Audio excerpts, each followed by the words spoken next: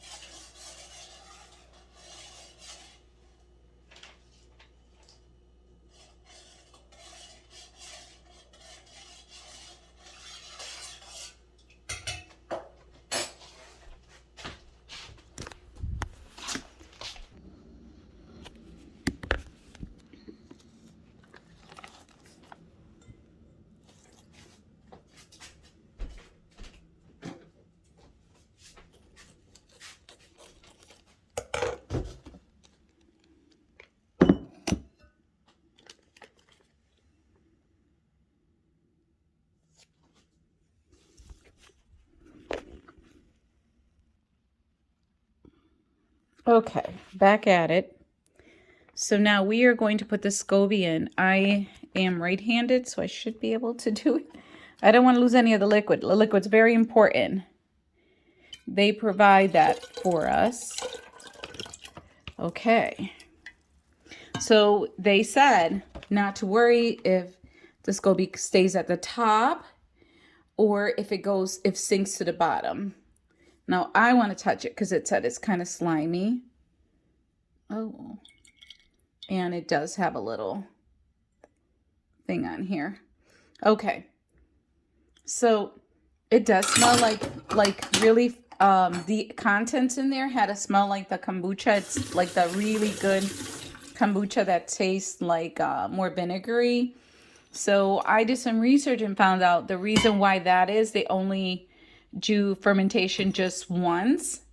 But I'm actually going to do it twice. So it'll lead me into this little story here. But meanwhile, I am going to then, now that it's in there and floating around, it's alive. We're going to take this and I believe, and a rubber band. And we are going to cover it. Now I'm going to put it away in a minute. It says to put in a closet, a dark area.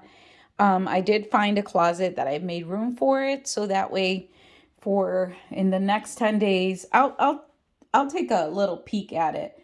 And we'll see what it does. Sometimes the SCOBY itself will float. They'll go to the bottom. Sometimes it stays on the top.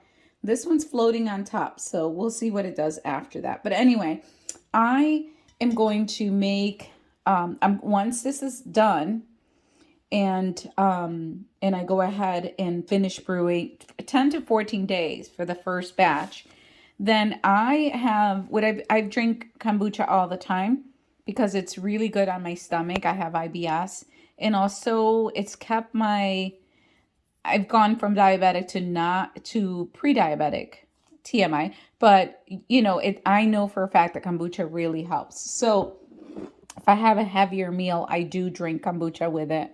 Anyway, so I've been buying these guys. They're not as good as your other kombuchas. I don't, excuse the name if you like them. But anyway, I've been keeping the bottles and washing them. So I have a good amount of them since I had planned to make my own.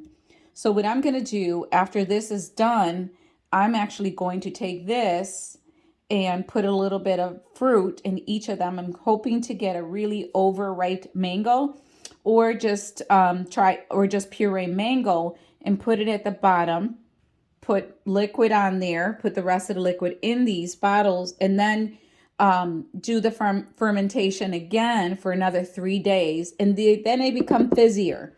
And, you get a little bit of the flavor. So that's what I plan to do. So stay tuned. Here it is. There's my SCOBY. People name their SCOBYs, and I think I'm feeling Henry. So this is my SCOBY's name is Henry. And we'll see how that all goes.